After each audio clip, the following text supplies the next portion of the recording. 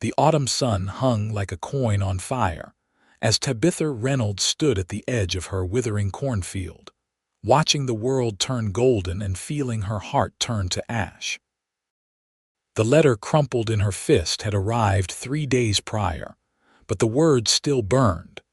Thomas Reynolds, killed in a mining accident near Tucson, leaving behind a widow, a half-grown farm, and debts that loomed like thunderclouds on the horizon.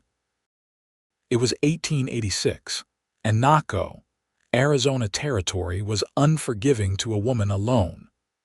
The border town had sprung up around mining and cattle, with Mexico just a stone's throw to the south and lawlessness bleeding in from all directions.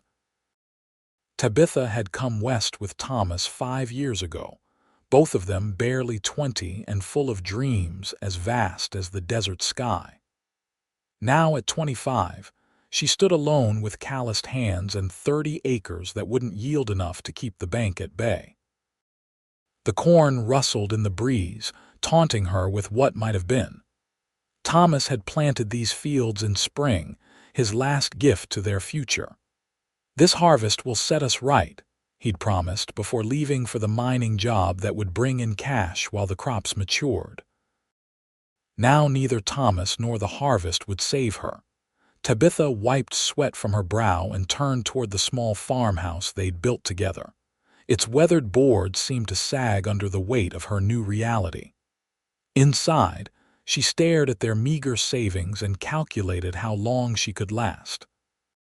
2 months, maybe 3 if she was careful. The knock at her door came as dusk painted the mountains purple. Tabitha grabbed her shotgun before answering a widow's new habit. "Evening, Mrs. Reynolds." Sheriff Cooper removed his hat. "Brought some supplies from town. Folks heard about Thomas." She accepted the basket of necessities, her pride warring with hunger. "Thank you. I'll repay everyone when I can." "About that," the sheriff shifted uncomfortably. "Bank's already asking questions. Without the harvest money."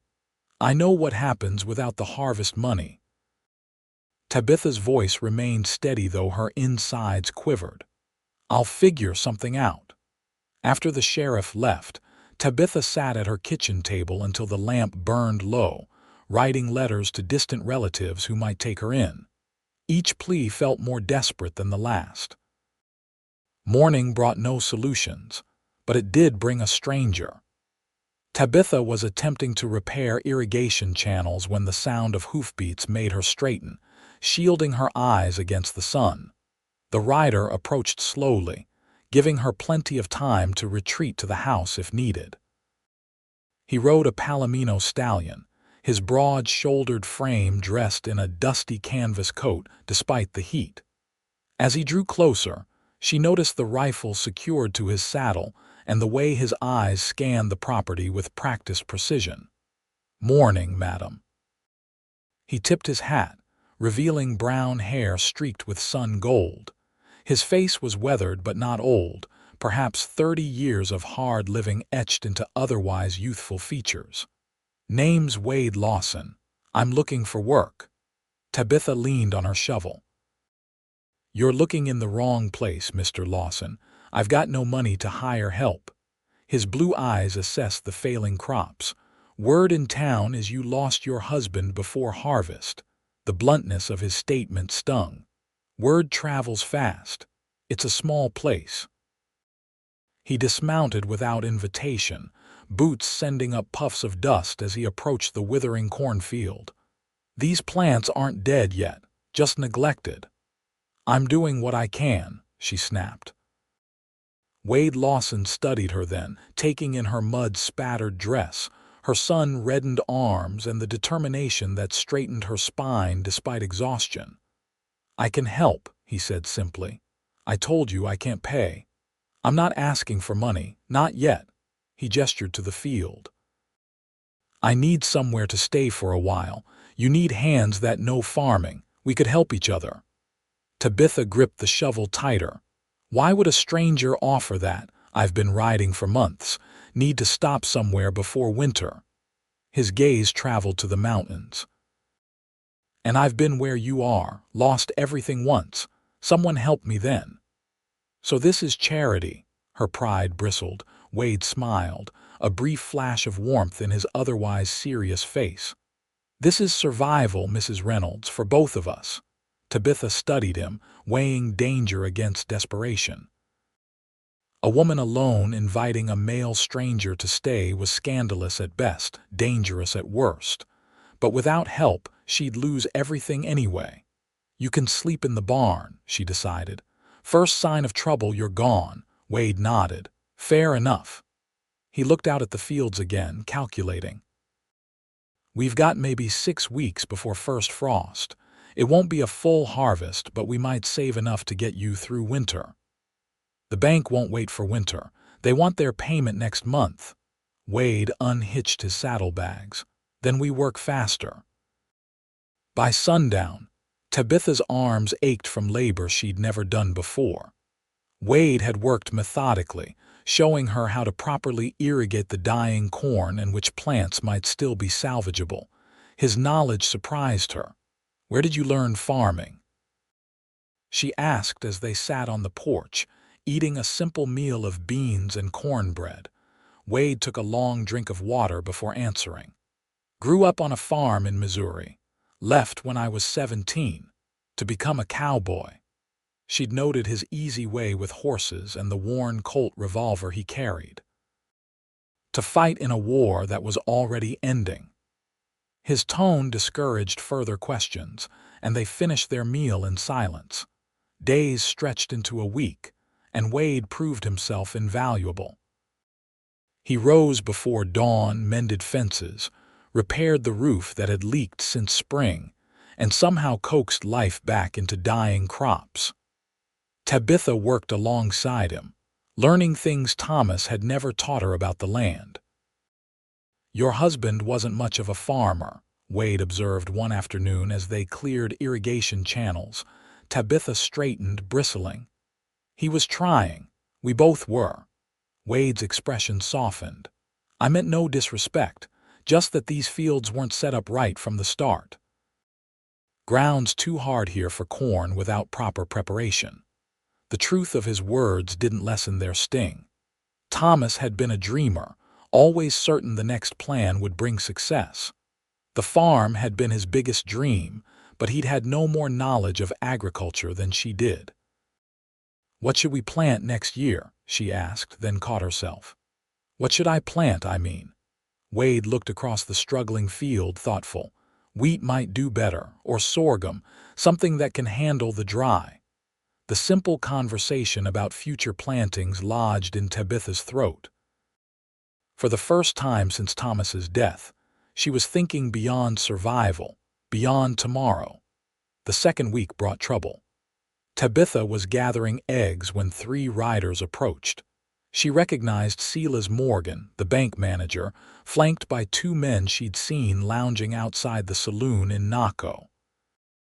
Wade appeared from the barn, positioning himself between Tabitha and the visitors, Mrs. Reynolds. Morgan didn't bother removing his hat. I see you found assistance, Mr. Morgan. Tabitha stepped forward. What brings you out this way? Just checking on our investment. His gaze slid over the property. The bank's concerned about your ability to meet your obligations without your husband. The payment will be made on time, she said with more confidence than she felt. Morgan's thin smile didn't reach his eyes. That's not what I hear. I hear you've got failing crops and no income. He glanced at Wade. Hiring hands you can't pay won't help your situation. Mr. Lawson works for a share of the harvest, Tabitha improvised. How interesting. Morgan's tone suggested it was anything but. Well, the bank might be willing to make arrangements. Perhaps purchase the property now, save you the trouble of failing later. Wade stepped closer. Mrs. Reynolds isn't selling. Morgan's eyes narrowed. This doesn't concern you, Cowboy. I'm making it my concern. Wade's voice remained calm, but Tabitha noticed his hand resting near his holster. Morgan seemed to notice too. Very well. We'll discuss this another time, Mrs. Reynolds, when you're alone. With that thinly veiled threat, he turned his horse and departed, his companions following. "That man wants your land," Wade said once they were gone. Tabitha nodded, feeling sick. "The property borders the creek. Water rights are valuable here. He'll be back. I know." She looked at the basket of eggs in her hands, suddenly aware of how fragile everything was. "Thank you for intervening." Wade's jaw tightened. "Men like that prey on people when they're vulnerable. I've seen it before." That night, Tabitha couldn't sleep. The bank's threats circled her mind like vultures. Around midnight, she slipped outside to check on the horses and found Wade sitting on the porch steps, rifle across his knees. "You should be sleeping," he said without turning. "So should you." She wrapped her shawl tighter against the night chill and sat beside him, keeping a proper distance. The stars stretched across the Arizona sky like diamonds scattered on black velvet. For a while they sat in companionable silence, the vast night making their troubles seem smaller. "Tell me about him," Wade finally said. "Your husband." The request surprised her. No one had asked about Thomas as a person, only about his death and her circumstances. "He was a dreamer," she began slowly. "Always saw possibilities where others saw problems. He convinced me to leave Pennsylvania with just a wagon and promises." She smiled at the memory. "I was teaching at a small school and he walked in one day to fix the roof. 2 months later we were married and headed west. You loved him." "I did." She traced a pattern in the dust with her toe. "But love doesn't stop you from seeing the truth. Thomas wasn't practical. This farm." She gestured to the struggling fields. "It was never going to succeed the way he planned it. I knew that, but I believed in him anyway." Wade nodded, understanding in his silence. "What about you?" she asked. "You've never mentioned a wife. Never had one." He shifted the rifle to his other knee. "Came close once before the war. She married someone else while I was fighting." His tone held no bitterness, just acceptance. "After that, I kept moving. 15 years as a cowhand, ranch to ranch. Never stayed anywhere long enough for roots." "Why now?" "Why here?" Wade considered her question carefully. "I'm getting older. Riding fence in winter loses its appeal after a while." He looked toward the dark outline of the mountains.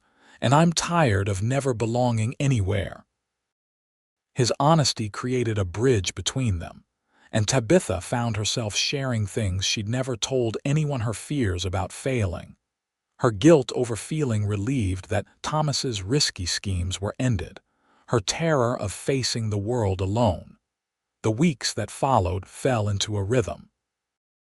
They worked from dawn until dusk, fighting to save every plant that might yield food or profit. Wade taught Tabitha about crop rotation, soil preparation, and livestock care, knowledge her husband had never possessed. She absorbed it all, finding unexpected satisfaction in truly understanding the land she'd lived on for years. The townsfolk noticed. Women who'd brought food after Thomas's death now watched with suspicious eyes when Tabitha came to town with Wade to purchase supplies. Men who'd offered condolences now whispered behind their hands. Sheriff Cooper pulled Wade aside one afternoon outside the general store. "People are talking, Lawson." Wade continued loading supplies into their wagon. "People always do." "A widow living with an unmarried man. She's not living with me. I sleep in the barn," Cooper sighed. "That's not how it looks. Mrs. Reynolds was respected in this town. Her reputation should be the least of this town's concerns," Wade interrupted, voice low but intense. Where were all these concerned citizens when Morgan was threatening to take her land? Where were they when she needed help with the harvest? The sheriff had no answer. That evening, as they rode back to the farm, Tabitha was unusually quiet. "Something wrong?" Wade asked. She adjusted the reins in her gloved hands. "Sheriff Cooper spoke to you about me."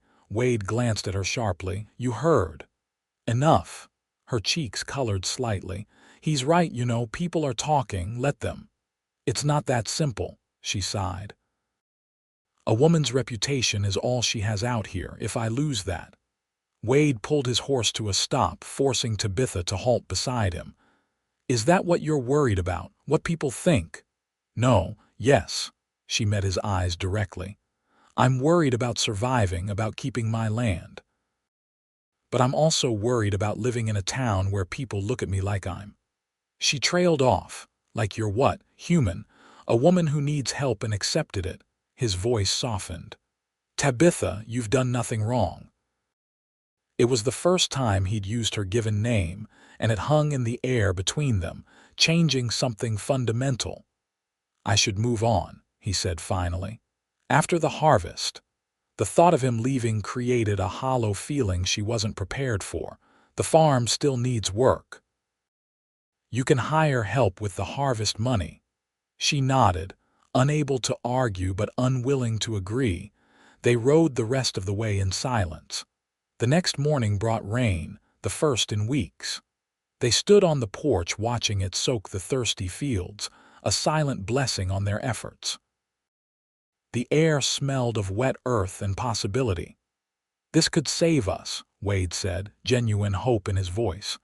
Tabitha noticed his use of us rather than you, but said nothing. Instead, she impulsively reached for his hand. His fingers closed around hers, rough and warm. They stayed that way for several minutes, watching the rain together, connected by more than their shared labor.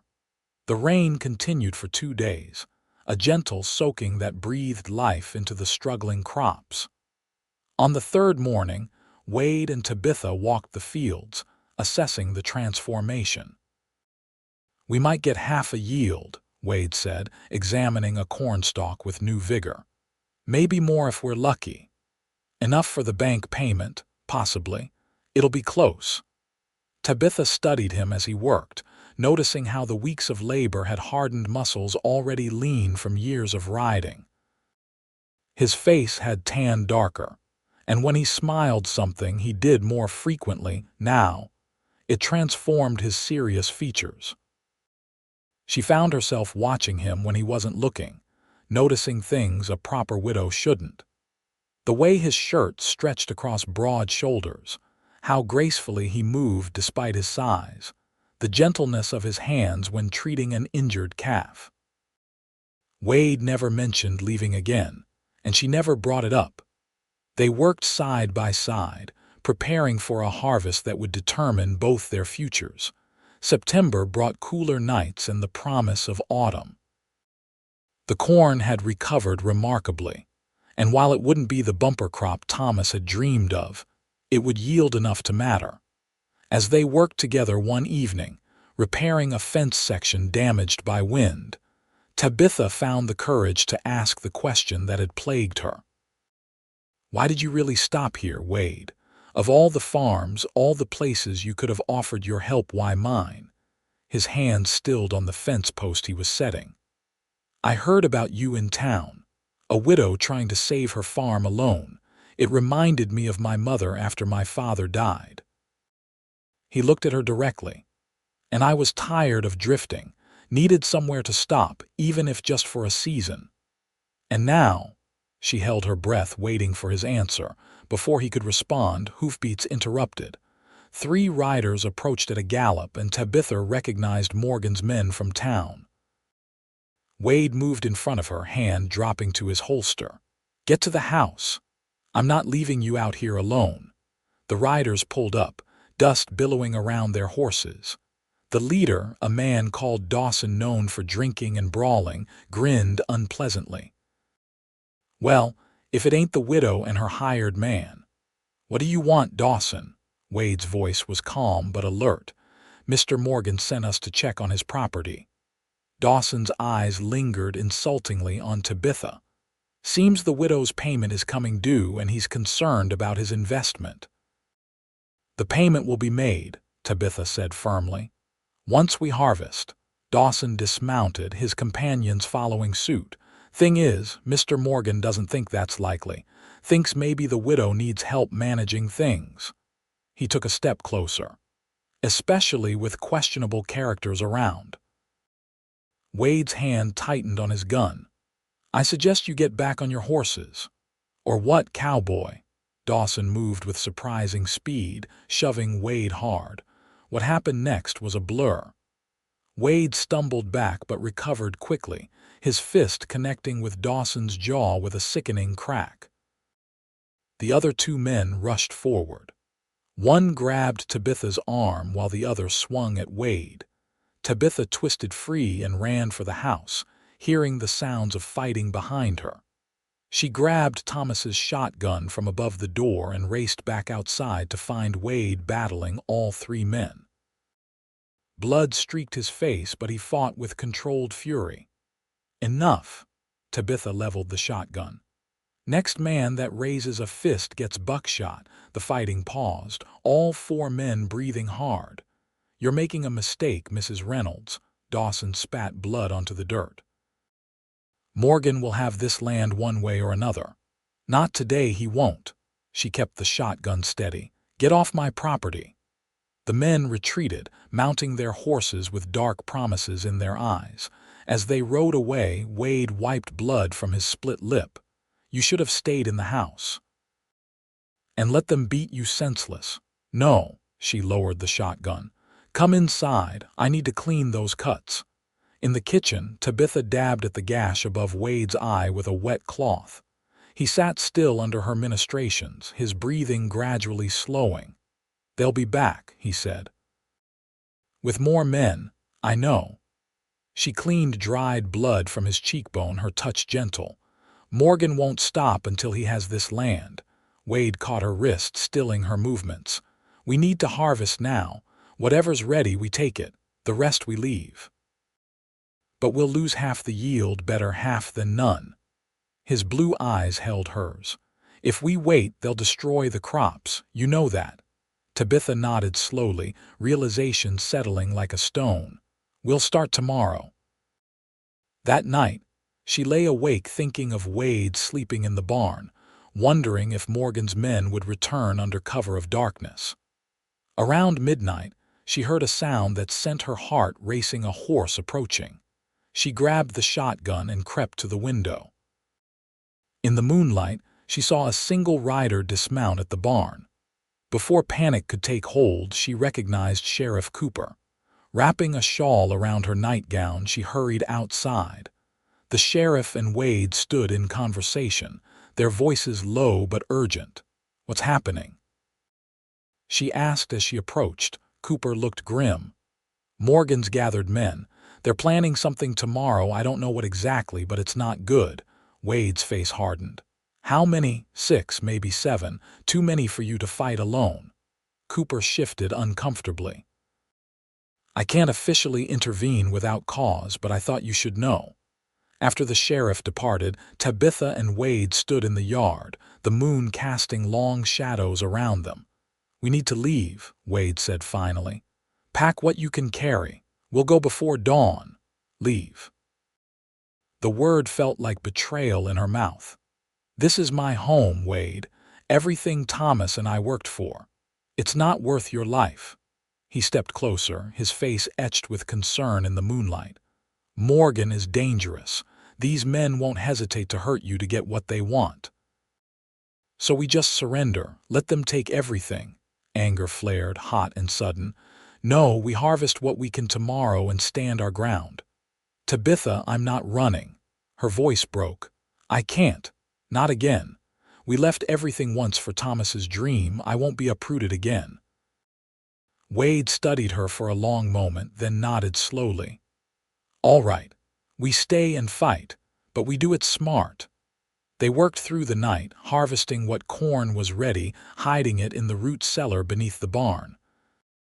By dawn, they had salvaged perhaps a quarter of the crop, not enough to pay off the bank, but enough to survive winter if necessary. As the sun crested the mountains, Wade checked his revolver while Tabitha loaded the shotgun. They ate a silent breakfast, the weight of the coming confrontation heavy between them. "Stay inside," Wade instructed as they heard riders approaching. "No matter what happens." I'm not hiding while you face them alone." Before he could argue, she stepped onto the porch beside him, shotgun ready. 7 riders approached, Silas Morgan in the lead with Dawson and 5 other men flanking him. They carried torches despite the daylight, their intentions clear. "Mrs. Reynolds." Morgan's voice dripped false courtesy. "I've come to discuss your debt. The payment isn't due for another week," she called back. "Yes, well, circumstances have changed. The bank has reassessed your loan." His smile was thin and cruel. "We're calling in the full amount today." Wade stepped forward. "You know that's impossible. The harvest isn't complete." "Then I'm afraid we'll have to foreclose." Morgan nodded to his men. "Secure the property." The men dismounted, spreading out. Dawson headed toward the cornfields, torch held high. "Stop right there." Tabitha raised the shotgun. "This is my land, you have no right." Morgan laughed. "I have every right, Mrs. Reynolds. Your husband borrowed against this property. In his absence, the debt falls to you. Unable to pay, you forfeit the collateral." "That's not how the law works, Morgan, and you know it." The new voice came from behind them. Sheriff Cooper rode up with 3 deputies. "The Reynolds have until the agreed payment date. Any attempt to seize property before then is illegal." Morgan's face darkened. "This doesn't concern you, Sheriff. Threatening homesteaders concerns me plenty." Cooper dismounted, hand resting on his pistol. "Now, I suggest you and your men leave before this gets complicated." For a tense moment, no one moved. Then Morgan gave a curt nod to his men, who reluctantly extinguished their torches and remounted. "This isn't over," Morgan said as he turned his horse. "One way or another, that land will be mine." After they departed, Cooper approached the porch.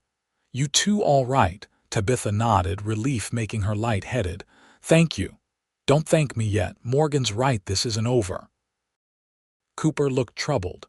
"He's got influence with the territorial judge. If he pushes for immediate foreclosure, he might get it." "We just need time to harvest," Wade said. "Another week, maybe 2, Cooper nodded. "I'll do what I can to stall him legally. Meanwhile, I'd watch your backs." Morgan doesn't like losing. After the sheriff left, Tabitha and Wade worked with renewed urgency, harvesting everything that could possibly be taken. By sunset, their hands were raw and bleeding, but nearly half the crop was secured. As darkness fell, exhaustion claimed them both. They sat on the porch steps, too tired even for conversation, shoulders touching as they watched stars appear in the twilight sky. "Thank you," Tabitha said finally. "For staying, for fighting." Wade looked at her, moonlight silvering his features. "You'd have fought anyway." "Yes," she admitted. "But I might not have won." His hand found hers, fingers intertwining naturally. "We're not safe yet. Morgan will try again." "I know." She leaned slightly against his shoulder, propriety forgotten in the face of their shared struggle. "But tonight we're still here. The farm is still ours." Wade's thumb traced circles on her palm. "Ours?" The question hung in the air, laden with meaning. Tabitha turned to face him, her heart racing with something besides fear for the first time in months. "I don't want you to leave after the harvest," she whispered. "I know it's improper, I know people will talk," but Wade's free hand cupped her cheek, his touch gentle. "I don't want to leave either." When his lips met hers, Tabitha felt something long dormant bloom inside her chest. The kiss was tentative at first, then deepened with months of unspoken longing. His arms encircled her, strong and protective, and she allowed herself to be held, to be vulnerable in a way she hadn't since Thomas's death. When they finally parted, both breathless, Wade rested his forehead against hers. "I've wanted to do that since the first week." Tabitha smiled. "Why didn't you?" "Didn't seem right. You were grieving." He brushed a strand of hair from her face. "And I didn't plan on staying. And now I can't imagine being anywhere else." His expression grew serious. "But there's something you should know about me, about why I was really passing through Naco." He told her then about the trouble he'd left behind in Texas, a cattle baron's son killed in a fair fight, a price on Wade's head that had sent him running west. He'd been heading to California when he'd stopped in Naco, intending only to rest his horse before continuing.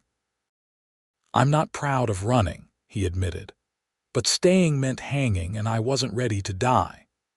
Tabitha listened without judgment, understanding finally why he'd been so willing to help her. He too had been desperate, alone, with nowhere to go.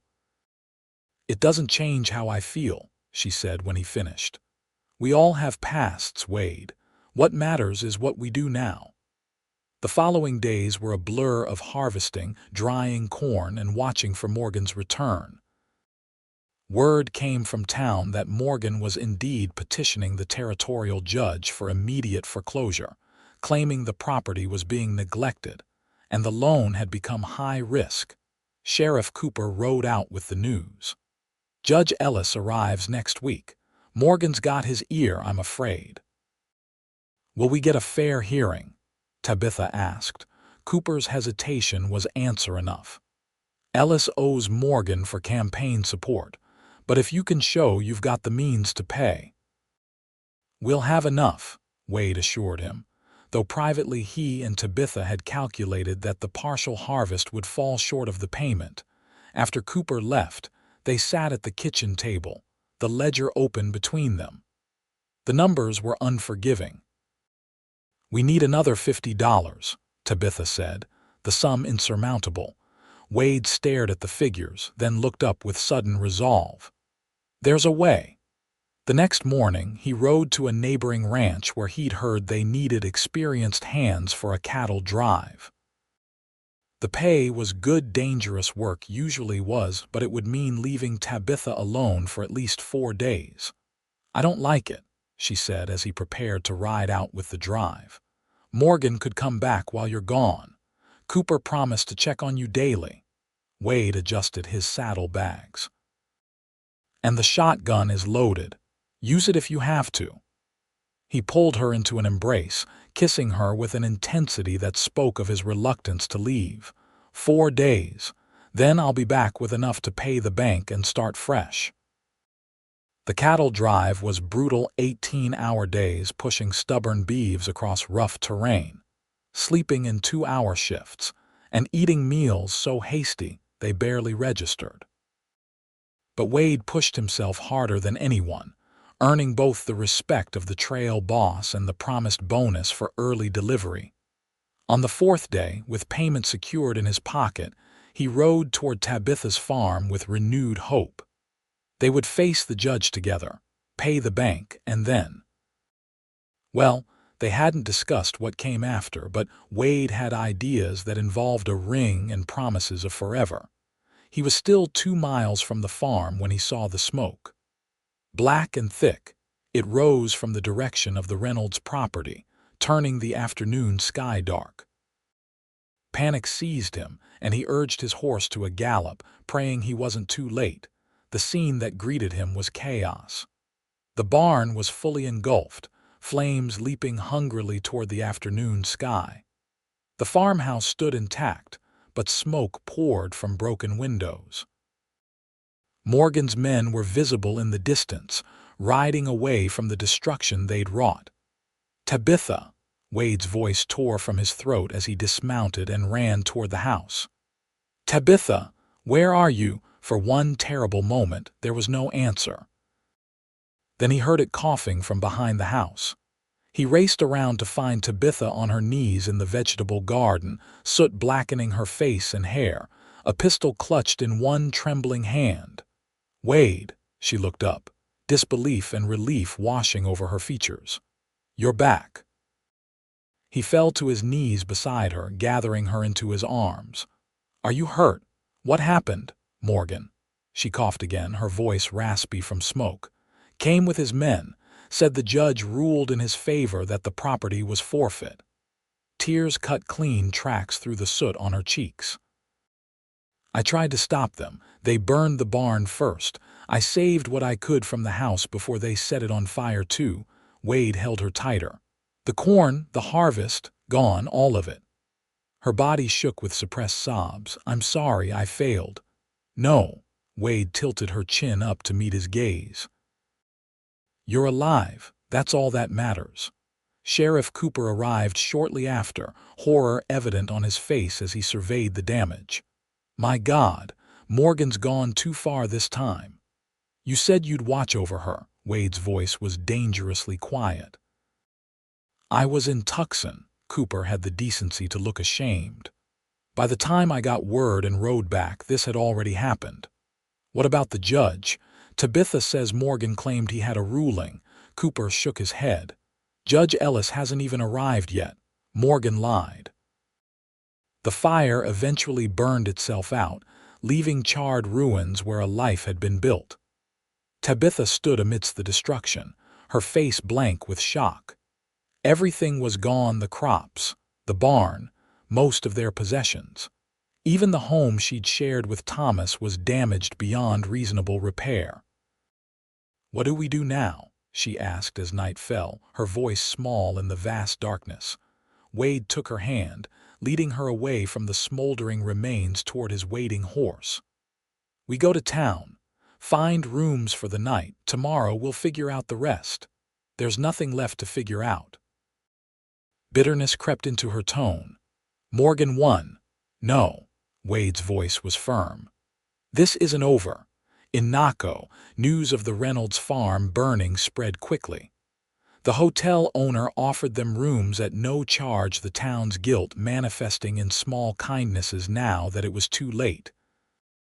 Tabitha accepted a bath and clean clothes from the owner's wife, scrubbing away soot but unable to wash away the loss. In the hotel dining room, she picked at her food while Wade watched with concern. You need to eat, he urged gently. I'm not hungry. She set down her fork. What's the point, Wade? Everything's gone. Even if we had the money for the bank, there's nothing left to save. Wade reached across the table, covering her hand with his. The land is still there. We can rebuild. She met his eyes. This isn't your fight. You can leave now, move on like you planned. Something flashed in his eyes, hurt, quickly masked. Is that what you want? Before she could answer, Sheriff Cooper entered the dining room, making his way directly to their table. Mrs. Reynolds, Lawson. He removed his hat. I've got news you'll want to hear. He explained that Judge Ellis had indeed arrived and upon learning of Morgan's actions had been furious. Burning a homestead is a serious crime. Ellis has ordered Morgan's arrest. Hope sparked briefly in Tabitha's eyes. What about the farm? The loan? That's the other thing. Cooper smiled for the first time. Judge Ellis has ordered a review of all Morgan's lending practices. Seems our bank manager has been manipulating loan terms illegally for years. Your husband's loan included. The implications sank in slowly. So the foreclosure is suspended pending investigation. Cooper nodded. You'll likely have much more time to repay, possibly at a reduced rate. After Cooper left, Tabitha sat in stunned silence. The reprieve should have brought joy, but all she felt was hollow exhaustion. It doesn't change the fact that everything's gone, she said finally. The crops, the buildings, but not the land. Wade's voice grew passionate. The land is still yours, Tabitha, and land is all we need to start again. She looked up at his use of we, seeing determination in his eyes where she expected pity. Why? She asked simply. Why would you stay now? There's nothing left. Wade leaned forward, his gaze never wavering. Because I love you, because I believe in what we can build together. The words hung between them, honest and unadorned. Tabitha felt tears gather, not of sorrow but of something more complex, grief for what was lost tangled with hope for what might still be possible. I have the cattle drive money, he continued when she didn't speak. It's not much, but it's enough to start rebuilding. We can put up a simple cabin before winter sets in. And the crops, her voice was barely a whisper. We lost everything Thomas planted. Wade reached across the table, taking both her hands in his. Her husband died before the harvest, he said softly. The cowboy said, then we'll plant new seeds together. The simple promise broke something open inside her. Tabitha began to weep for Thomas, for the farm, for the woman she'd been and the one she was becoming. Wade moved to her side of the table, gathering her against his chest, uncaring of the curious eyes in the dining room. We'll plant new seeds, he repeated against her hair. Whatever comes, we'll face it together. Later that night, in the privacy of her hotel room, Tabitha made a decision. When Wade came to check on her before retiring to his own room, she invited him inside. I love you, she told him, the words both frightening and freeing. I didn't expect to feel this again after Thomas, but I do. Wade's smile transformed his face, years of wandering falling away in an instant. Marry me, he said, the words more command than question. Not because you need help or because of what people might say. Marry me because we belong together. She answered with a kiss that promised tomorrows neither of them had dared imagine. They were married 2 days later in a simple ceremony at the small church in Naco. Sheriff Cooper stood as witness, along with the hotel owner's wife, who had taken a motherly interest in Tabitha's welfare. There were whispers about the hasty wedding, but for once, Tabitha didn't care what people said. The next day, they returned to the farm. The charred remains of the barn and damaged house were stark reminders of all that had been lost, but Wade approached the scene with practical determination. We'll salvage what we can from the house, he said, examining the structure. The north wall is still sound. We can rebuild from there, make it smaller but sturdier. Tabitha walked the property, seeing it through new eyes. The cornfields were ruined, but the land itself remained resilient and waiting. She knelt and took a handful of soil, letting it sift through her fingers. What should we plant? She asked when Wade joined her. For spring, wheat and beans. He surveyed the land with a farmer's calculating gaze. We'll need to prepare the soil differently. Your husband had good instincts but lacked experience. There was no judgment in his tone, just practical assessment. Tabitha appreciated his honesty, his refusal to sugarcoat the challenges ahead. It won't be easy, she acknowledged. No. Wade pulled her to her feet, brushing dirt from her hands. But nothing worth having ever is. They worked through fall, Wade using the cattle drive money to purchase lumber and supplies. Neighbors who had remained distant during Tabitha's time alone now appeared with offers of help. The barn raising became a community event, with ranchers and townsfolk lending hands to build a structure smaller than the original but solid enough to withstand Arizona's harsh elements. The house came next, a simple 2-room cabin incorporating what could be salvaged from the original structure. It was modest compared to what Tabitha had shared with Thomas, but as Wade carried her across the threshold on a crisp November evening, it felt more like home than the larger house ever had. It's perfect, she said, surveying the sparse furnishings: a bed, a table, 2 chairs, and a cook stove. It's a start, Wade corrected with a smile, pulling her into an embrace. We'll add to it over time. That night, as they lay together in the quiet darkness of their new home, Tabitha felt a peace she'd thought was forever lost. The grief for Thomas had transformed into something gentler: gratitude for the years they'd shared, and the dream that had brought her west, even if that dream had taken shape in ways neither of them could have imagined. Winter arrived with frost and occasional snow, but the cabin stayed warm with seasoned wood Wade had hauled from the mountains.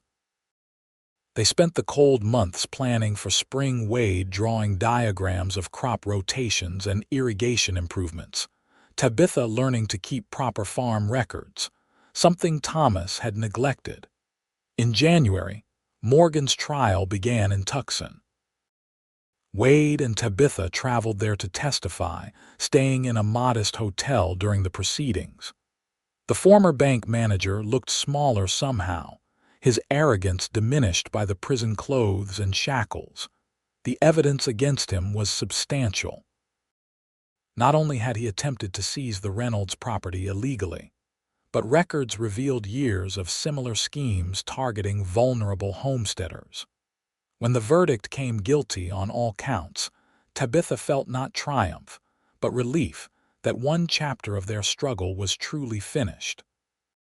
The new bank manager, a younger man named Phillips, met with them after the trial.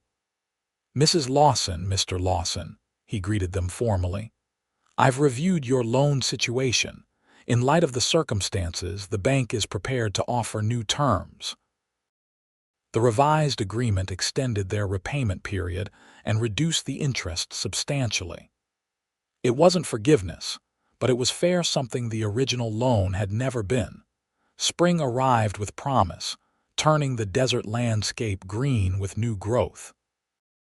Wade worked from sunrise to sunset preparing the fields, introducing techniques he'd learned growing up in Missouri, but adapting them to Arizona's challenging climate. Tabitha worked alongside him, her hands growing stronger, her knowledge deeper with each passing day. They planted wheat where corn had failed, using dry farming methods better suited to the region. Along the creek, they cultivated vegetables for their own table, and Wade fenced a larger area for the milk cow and chickens they'd acquired. "Different seeds," Tabitha observed one evening as they surveyed their work. "Just like you promised." Wade pulled her against his side. "Different but stronger. By summer, their efforts were showing results." The wheat stood tall and golden, promising a yield that would meet their loan payment with some to spare. The vegetable garden flourished under Tabitha's care, providing more than enough for their table. On the anniversary of Thomas's death, Tabitha rode alone to the small cemetery where he was buried. Wade had offered to accompany her, but understood when she said she needed to go alone. She placed wildflowers on the simple marker, sitting beside it as the sun began its descent. "I hope you'd be happy for me," she told the silent stone. "I'm not living the dream exactly as you planned it, but I'm living, really living." She touched the sun-warmed earth. "The land is thriving now. You brought me here, and for that I'll always be grateful." When she returned home, Wade was waiting on the porch, respecting her need for this private pilgrimage but relieved to see her return. He took her in his arms without questions, offering the silent comfort of his presence. That night, she told him her news she'd confirmed with the doctor in town just days before. They were expecting a child in winter. Wade's face transformed with wonder as he placed a gentle hand on her still flat stomach. "A child," he whispered, voice thick with emotion. "Our child." "Are you happy?" she asked, though his expression answered for him. "Happy doesn't begin to describe it." He kissed her with reverence. "You've given me everything I never knew I wanted: a home, a purpose, a future." His hand remained protectively over her abdomen. "And now this greatest gift." The harvest in late summer exceeded their expectations.